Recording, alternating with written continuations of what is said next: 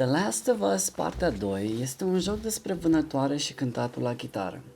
O să ziceți că mersul la vânătoare și cântatul la chitară nu-i mare lucru, dar când vânatul e propriul tău cur, lucrurile devin cu mult mai interesante. Jocul surorilor Osoianu continuă de unde a rămas primul.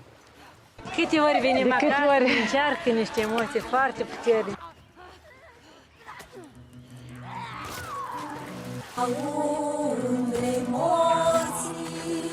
Ionuț și Elena stau în gaz de la fratele Tomiță, unde se îndeletnicesc cu țesălatul cailor, cântatul la cobză, împușcatul covidaților și alte ocupații nevinovate.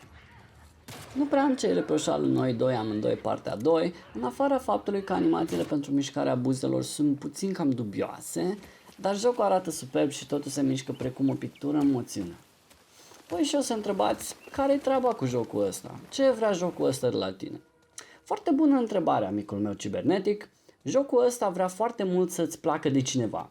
Să-ți placă la genul, dacă tu ai fi un cuc și jocul ar fi o pădure, să dorești să intri cât mai des în pădure, deseori chiar să rămâi ca un cuc în pădure. Problema e că jocul vrea să te facă pădure când tu ești cuc și de aici o mare dilemă fundamentală. Două păduri nu pot să intre una între alta. O să spuneți, băi șobo, care pădure, iarăși ai băut agent termic pe timp de vară.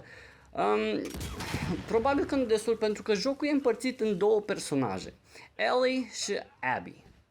Dacă pe Ellie deja o știați și vă era simpatică pentru anumite trucuri ce implică un briceag și lipsa degetelor, Abby e un fel de Yoko Ono a jocului.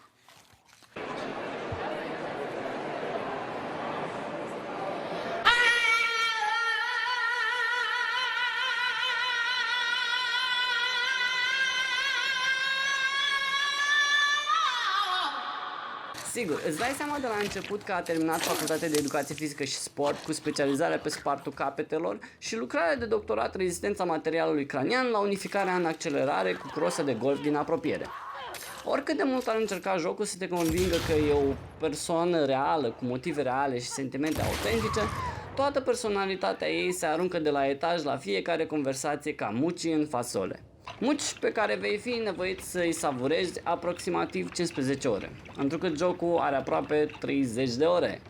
Așadar, dacă Abby e un fel de turbo-autist pe stupefiante, Ellie ar trebui să fie îngerașul nevinovat de care ne-am îndrăgostit în primul joc, așa-i? Uitați cum stă treaba cu moșul și cu baba. Copiii, după ce cresc, se transformă în niște ființe foarte confuze și hormonale, care în lipsă de activitate riguroasă, instinctiv vor trece la dat porcul cu Nivea sau la tencuiala scorburii. Așadar, Ellie a crescut și ar avea nevoie de un prieten. Sau cel puțin așa îmi lasă de înțeles, pentru că fata asta petrece foarte mult timp alături de prietena ei.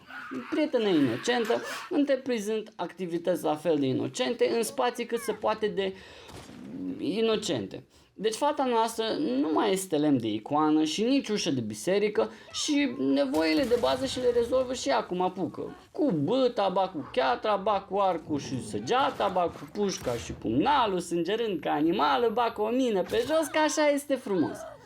Este greu de descris povestea jocului fără să par subiectiv. Dar imaginați-vă scenariul ca pe o cracă pe care stă studioul jocului. Să spunem că craca asta se cheamă Joel. Apoi studioul începe să taie violent cu toporul în cracă.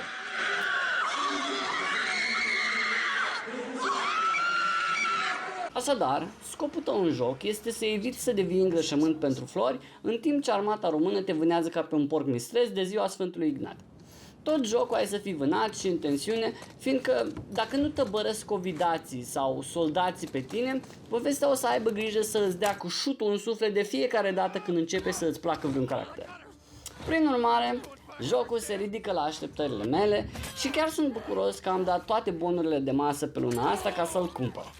Aștept părerile voastre în secțiunea de comentarii sau la următoarea ediție din Știrile ProTV. Lumea poate tot miroase a pește, dar șobo vă iubește. Oh, my... If I ever were to lose you, I'd surely lose myself. Smile on the camera.